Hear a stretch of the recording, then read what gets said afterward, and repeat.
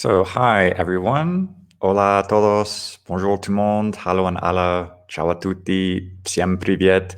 My name is Jonathan Huggins, and we will be going through some insights that I've gained from this past year of making recordings, daily recordings in those same 6 languages I just said hello to you in. So, just in case you have heard of me or have not heard of me, you can find me on social media, on Facebook at Huggins International. On Instagram, I post on English with Jonathan. I've been uploading these daily recordings to YouTube at Jonathan Huggins. And if you have any questions following this presentation, you can email me at jonathan@hugginsinternational.com. And I will be also referring to the 30-day speaking challenge, which I have been organizing for the past 4 years. And these little pictures that you can see right now, this is a time lapse that I made from the first 9 months of my recordings. I just took like the very first half a second, and you can see my hairstyle and beard changing. But this is just to show kind of the daily practice, it happening, and that's what we're going to get into today. So before we kind of get started, I want to just let you know what we're going to be covering. So this will be my experience with vlogging, which is this video blogging, keeping track of my progress on a daily basis, how long I've tried to do that. This year, 2021, was not the first time I attempted this. There were many struggles to get up to this as if I were training for a marathon.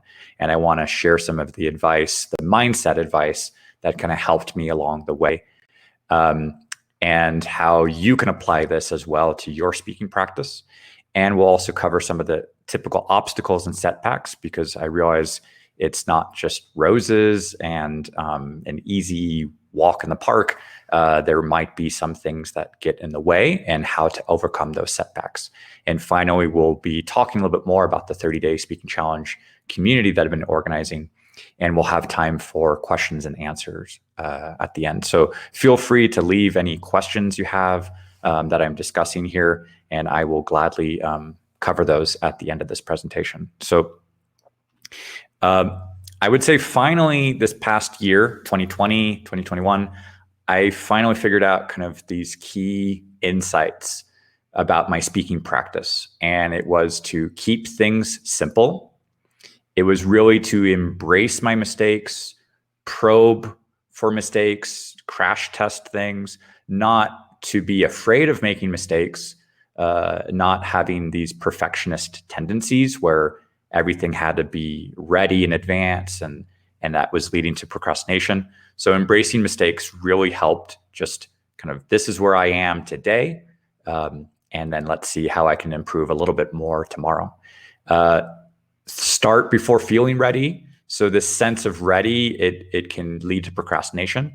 And I just tried to start before that happened, before any of those little fears or anxieties or nervousness would just get in the way. I would do it anyway. And I would only just kind of keep it a one-day process, focus one day at a time, not get too worked up with a long-term approach. When I started in making my current streak on June 1st, I did not necessarily know if I was going to be able to make it till June 1st, 2021. But I just took it as a one day at a time step process. And I made it non-negotiable, meaning no matter what happened in the day, whether I was tired or had enough energy, I made sure I made my recording, even if it was the last thing I did before going to bed. So that was a non-negotiable. I would not backtrack from that. And I would not skip a day, and I would not kind of say, tomorrow I'll do twice, because that has not worked for me in the past. So those, if you leave right now and you have those 5 key insights, you've got what you came for. But I will try to explain a little bit more how I got to that point, and then how you can apply this to your speaking practice. So in 2015, I was invited to take part in a language challenge called Language Heroes. It was one of my first attempts to start vlogging in Russian. I was not very consistent. I was able to get like day 1, and by the end of my progress around day 84. But even despite my best attempts to try to encourage myself to do this, it was a struggle. And I realized I wanted to do better, and I did well, but I thought I could make improvements on the vlogging. In 2016, I was invited to join the Add One Challenge.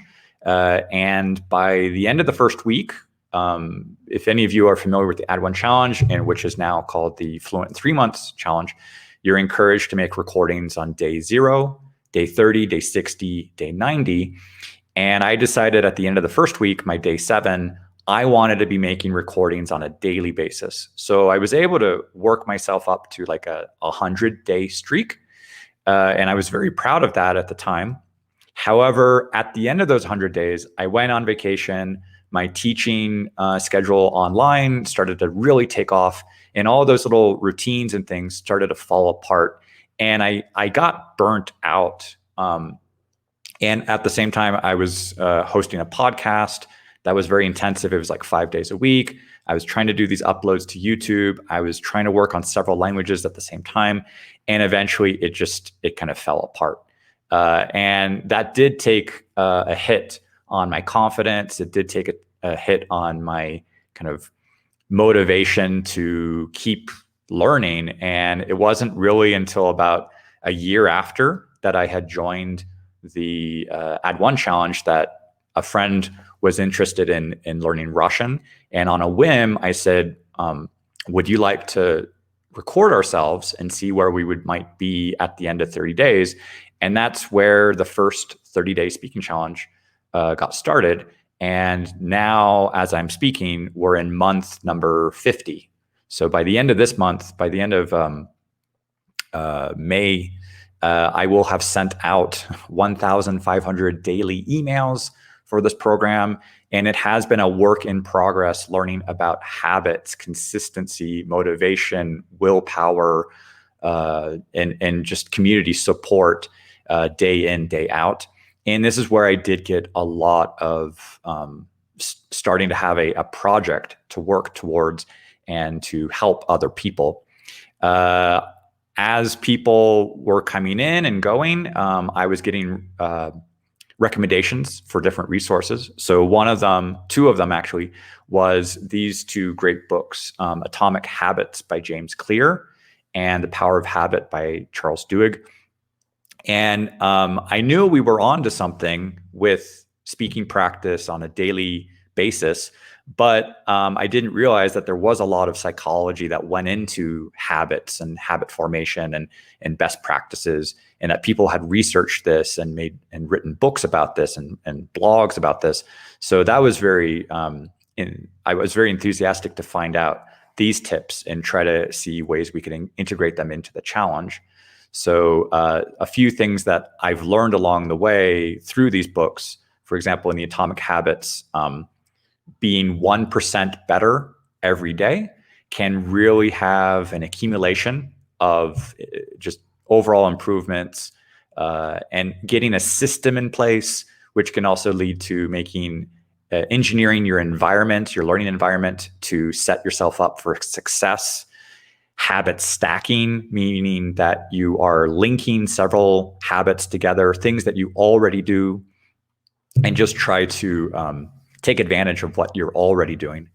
And with the Power of Habit, learning the system of like a cue, a routine, a reward. And when you want to try to change your habits, some people try to switch the cue or the trigger and switch the reward. But what they really should be doing is switching the routine, how they react to a trigger or a cue.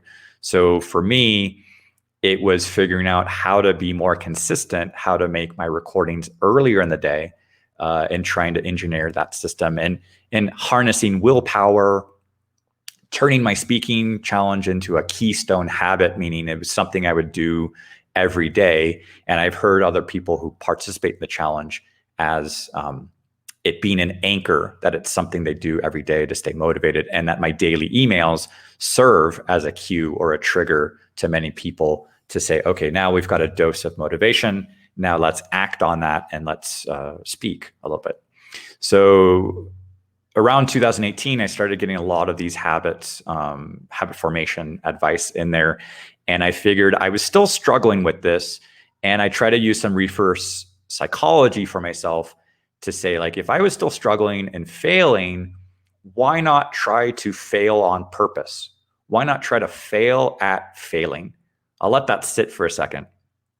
If you fail at failing, essentially you succeed. So if you try to mess it up on purpose, but you don't, you end up doing this. And I've seen this also from comedians. There's a comedian, Bill Hader from Saturday Night Live. He had intense stage fear, and he would purposely go into sketches and mess up the opening lines, and just to see that he survived, that the audience was still there, that he didn't break everything. So sometimes this failing, doing it on purpose, making a mistake, helps with overcoming perfectionism and just kind of getting out there.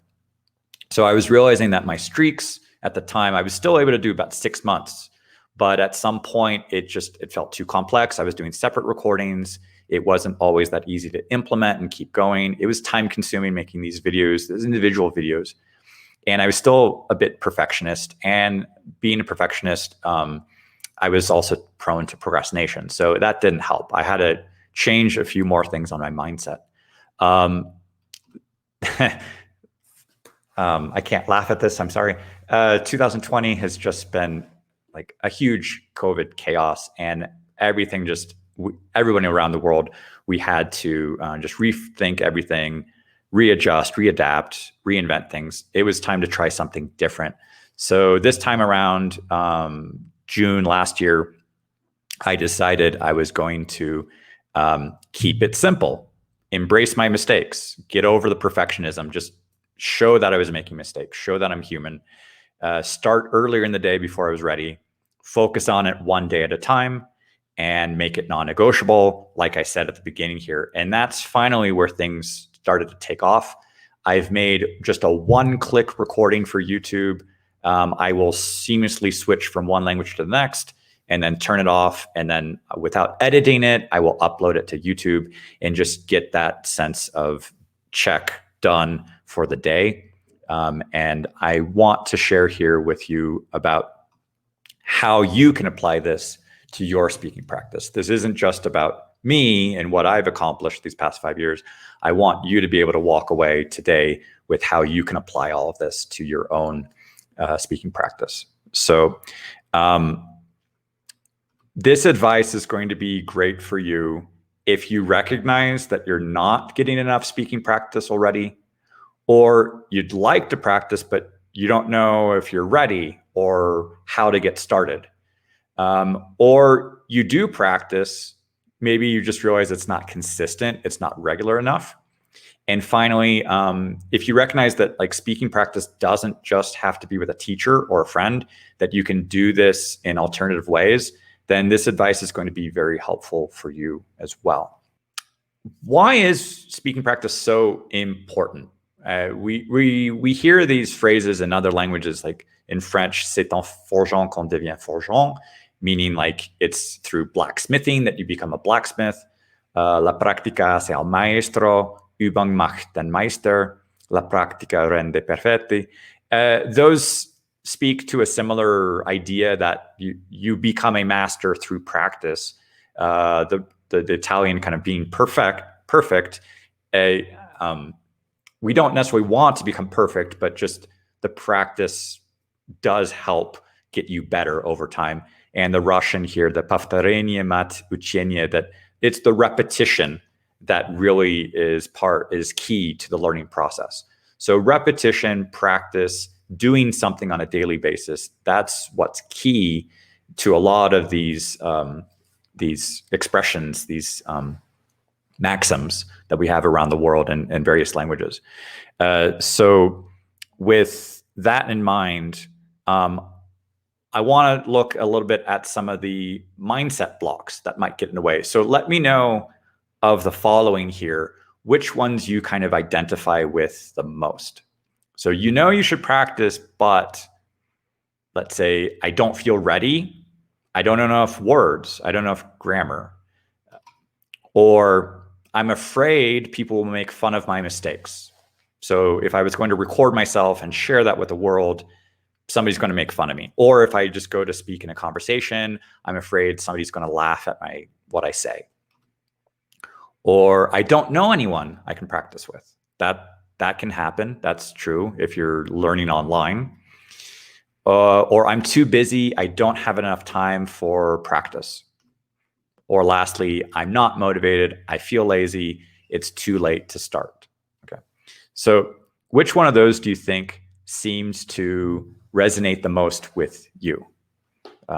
So share that among yourselves in the text chat, and try to see, so you can see among other people there which ones are kind of holding you back a little bit from making that first step about the speaking. Speaking, like taking the first step, is usually where people get stuck. Like anything in life, starting a business, starting a website, deciding to start a new hobby. It's just getting the started part is usually where things are a little hard. So with those in mind, I would say you don't have to feel ready. You can just start wherever you're at now. It doesn't have to be perfect. And like Rome wasn't built in a day. It's something that takes time, and things can be adjusted and improved with practice and with iterations. Trust that there are people out there who will want to help you and encourage you. Not everyone is out there to just make fun of you. You will find supportive people. If you don't know anybody right now, you will find people, but meanwhile, don't let that stop you from practicing. You can start on your own. And even busy people, very busy people, set time in their schedules for priorities. So if something is important for you, make time for it. Don't just look for, I didn't have time, and I was at the mercy of everybody else's agendas or priorities. So set your priorities first in the schedule. If speaking practice is one of those priorities, do this earlier in the day when you can. And don't wait for motivation. I'll talk about this a little bit more in detail, but it's never too late to build a new habit. So I'm reminded of a quote from Zig Ziglar, which is that you don't have to be great to start, but you have to start to be great. So you don't have to have everything figured out on day one. Things can evolve over time as you practice. So thinking about habits and getting started, I'd like you to think a little bit about some things you're already doing on a daily basis. So for example, if you are brushing your teeth, taking a shower, washing your hands, those are things that you shouldn't have to think about. You know that you need to do them. You know they're good for you, and just do them.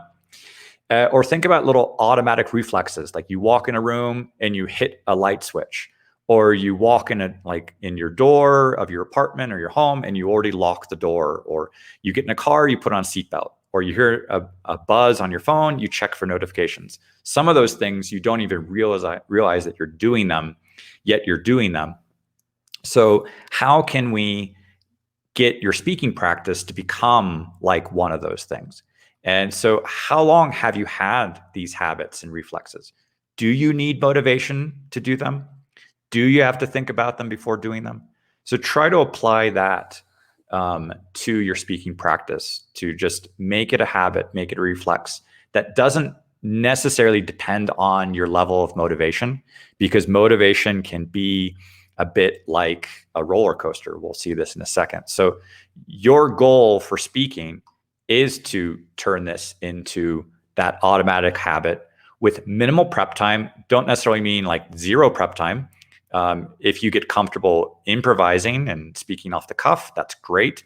But if you need to look up some new words, that's perfectly fine. But maybe not spend 2-3 hours procrastinating or overthinking it. Try to just get used to minimal prep. Because in conversations with your friends or teachers, you won't always have lots of time to look up things, or looking up words in a dictionary might be a distraction. You might just need to be able to go with the flow and deal with your listening comprehension limitations or your vocabulary limitations, and just try to express what you can with whatever you have at the moment. So done is better than perfect when it comes to speaking practice. It's a long-term process. And even if it were perfect, the next day you have to do it again anyway. So there's always room for improvement on these. So don't wait for the motivation. This is a bit of a trick question. So which of the following do you think is most effective for knowing when you should practice? Should be waiting for the weather. I know there's people out there right now who've got some kind of winter weather in the middle of May, and it's not all that great. So that kind of doesn't give you a lot of motivation to go outside or do things. The temperature, it might be suddenly cold. Maybe you made your goals and things when the weather was great, and now it's cold, and you don't really want to get out of bed and do those things that you said you were going to do, go run in the park when it's cold.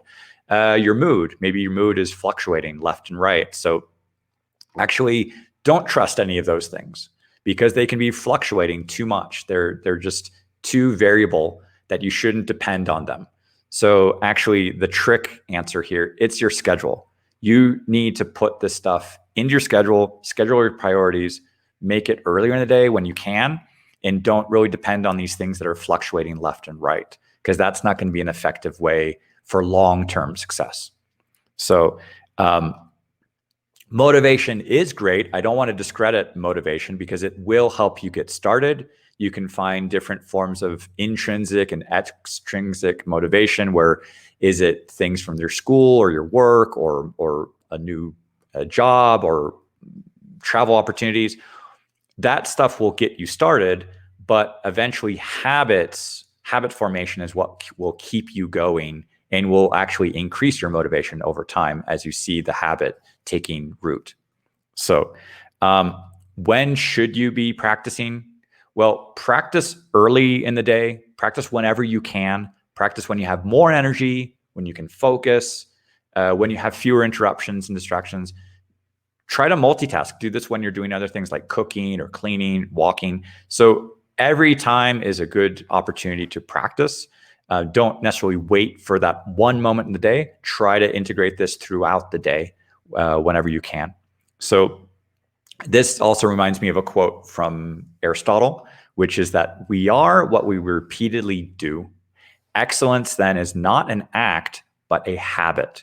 So as you create these habits and do this on a regular basis, you will become a better speaker.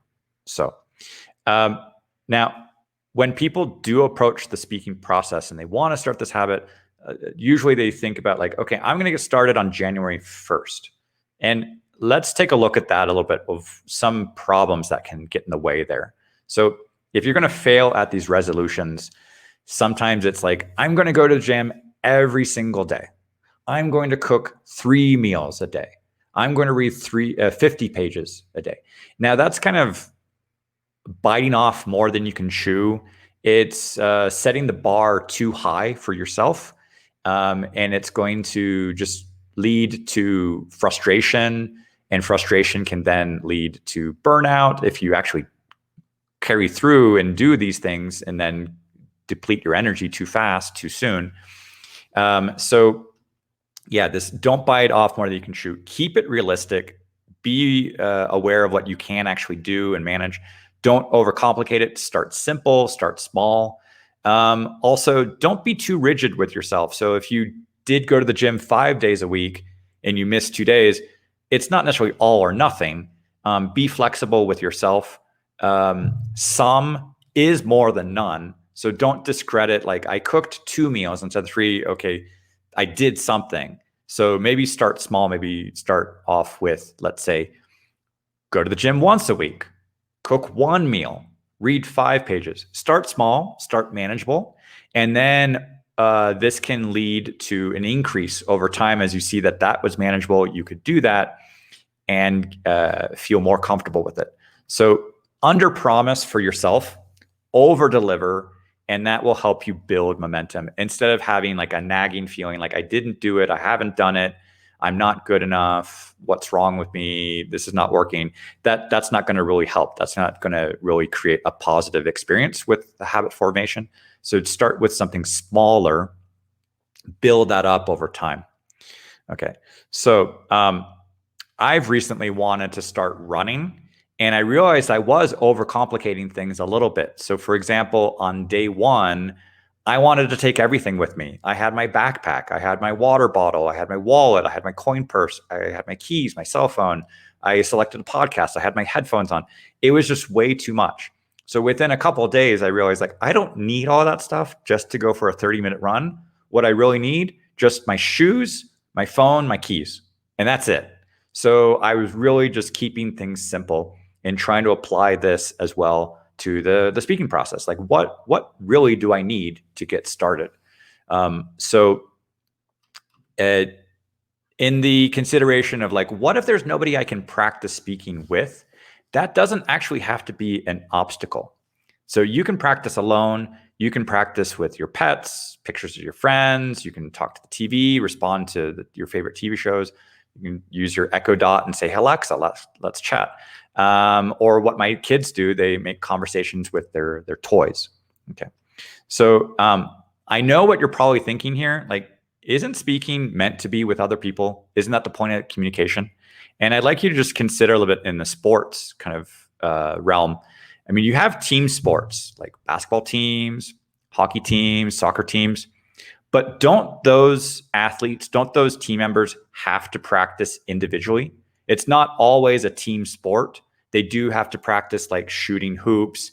They do have to practice doing slap shots. They do have to manage working with the ball. Those are all individual things that need to be practiced. And I would say speaking practice is one of those things where you have to do that on your own as well, not always just with a teacher or with a practice partner. You can do that by yourself. Okay, so speaking practice should not be any different. Okay, now I am a parent. I do have kids. We do like reading Green Eggs and Ham. So this is reminding me of like, you can do this anywhere. You can do this anytime. You can speak in a box, with a fox, on a plane, on a train, not just with your teacher, not just with your friend. You can speak alone, on your own, at home. I am trying to rhyme there, sorry. But practice every day. A little bit goes a long way. So good writers write regularly, good readers read regularly, good runners run regularly, good artists create regularly. Therefore, good speakers should also speak regularly.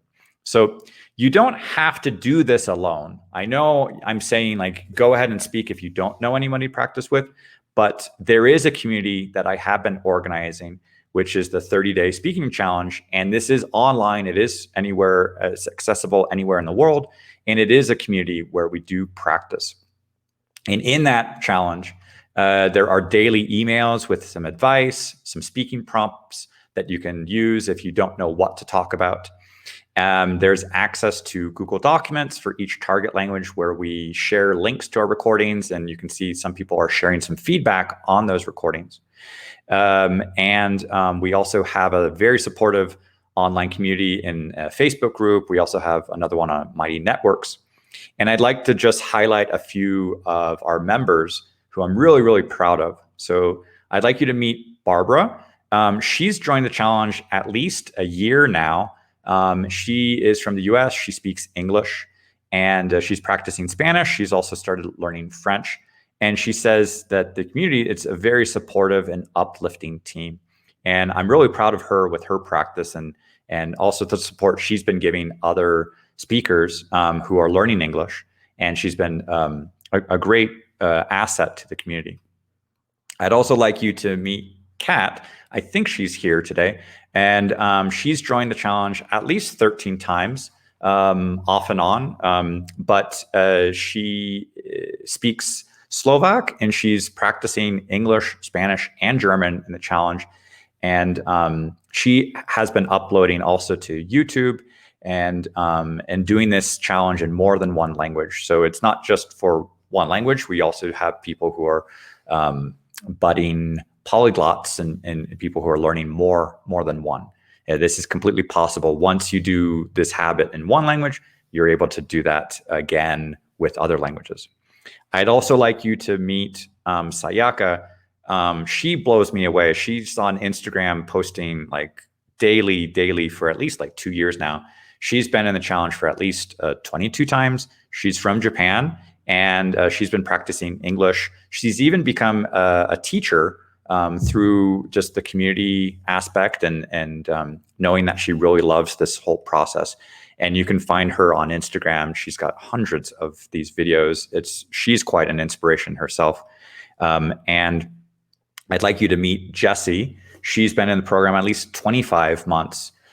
She is from the US, speaking English and learning Polish, and she's been very supportive with Polish speakers learning English. And she's mentioned here that this is like an anchor for her speaking practice, a non-negotiable, as I mentioned before. So these are a few of our really supportive members who are in the community. There are many, many more who are there. These are just a handful that I wanted to share with you for today. And if you would like to join us, you can go to the website, hugginsinternational.com, 30-day speaking challenge. You can also Google 30-day speaking challenge. That should pop up as one of the first hits. And I would just like to say here, thank you, gracias, merci, danke, grazie, spasiba. And you can find all of these links here. And it's time to get into your questions. So I've got a couple here that I would like to go through. Thank you. Yeah, there's a lot of great questions here. I'll try to get through those quickly. So do I regularly assess whether or not I'm doing 1% better? How do I determine that? It is tricky to figure out what is that 1%. You do want to maybe target something, like listen to a recording and maybe identify what were some common mistakes. I might not fixate on all my mistakes, but I might prioritize the mistakes in terms of like, what is something that's bugging me lately in my German? Is it syntax? Okay, I need to work on syntax, so I need to review that.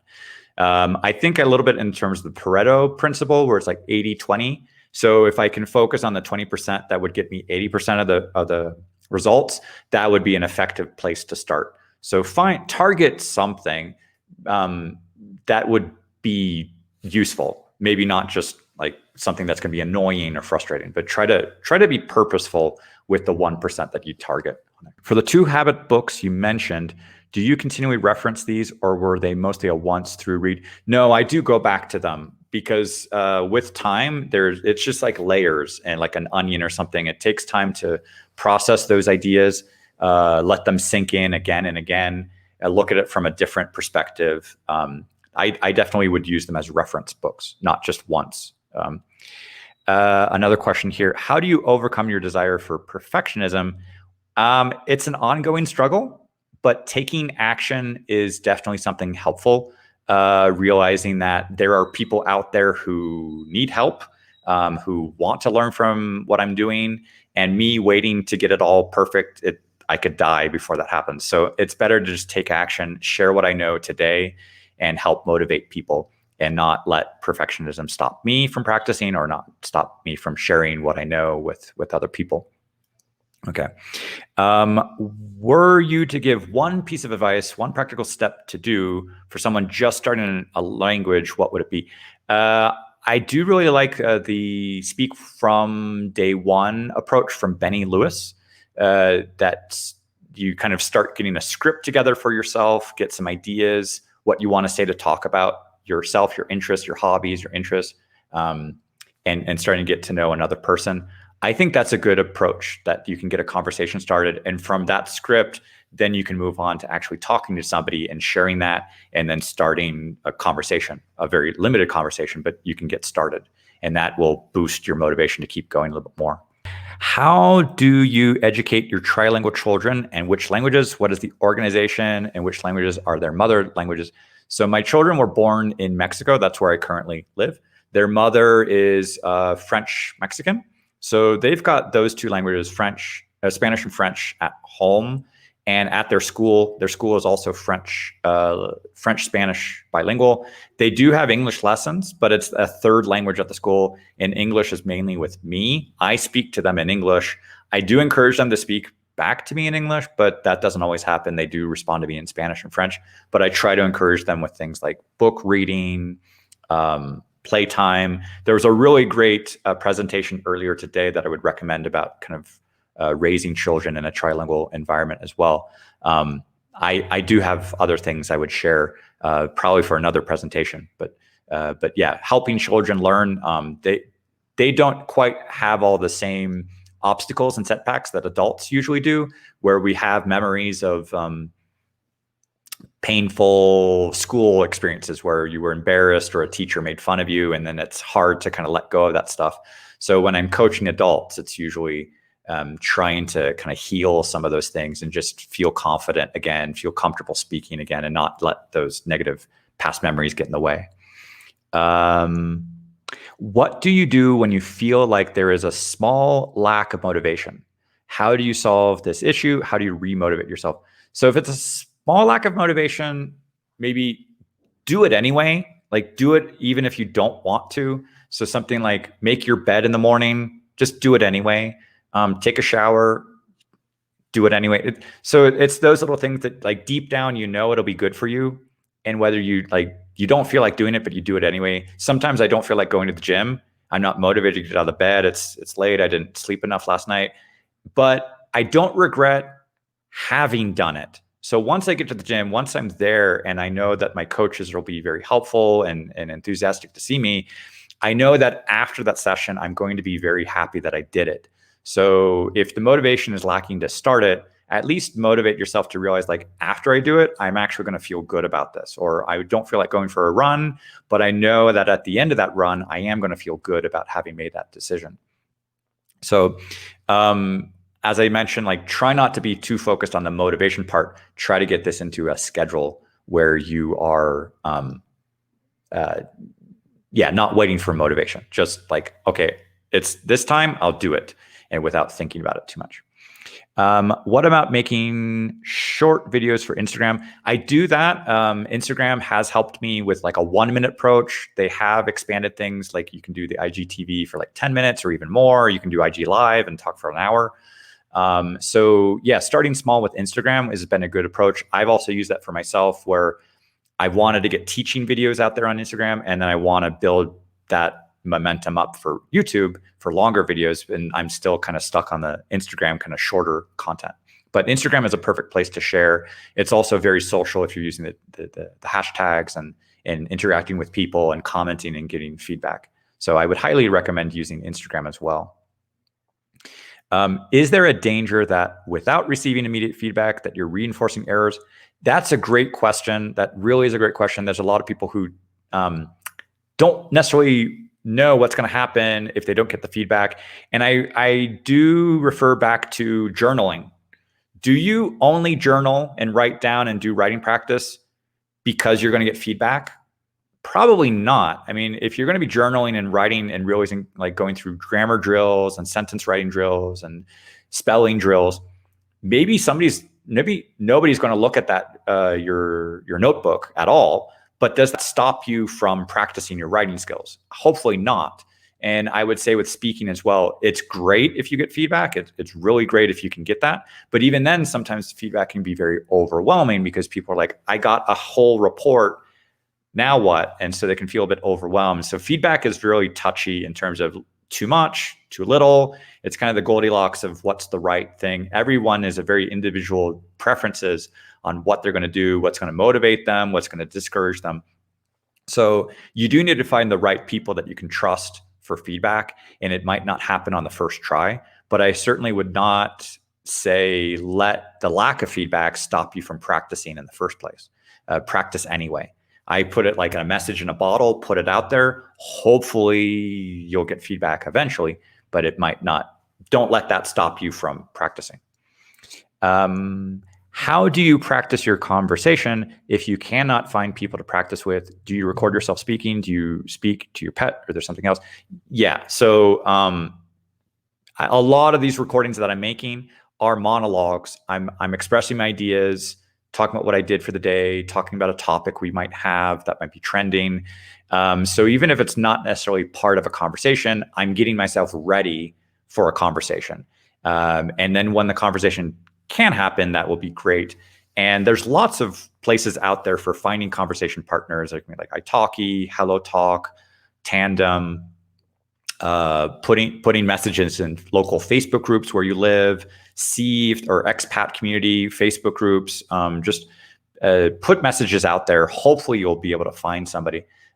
You can be very surprised. Sometimes there are people from other countries living where you live, or take advantage of online apps and those programs. So yeah, don't stop at the first time that you didn't get a response. Keep going until you find somebody you can practice with.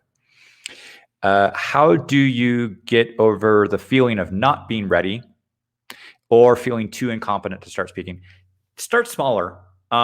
If you're not ready, like maybe if that thing is too kind of a bit harder, find something that's still within your comfort zone or slightly out of your comfort zone, so it just pushes you a little bit, but not too much.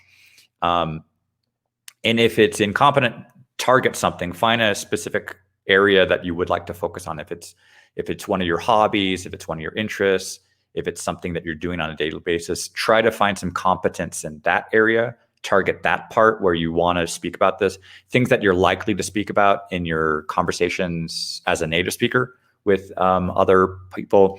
Try to work on those things so you feel comfortable in that that area where you know what you're talking about.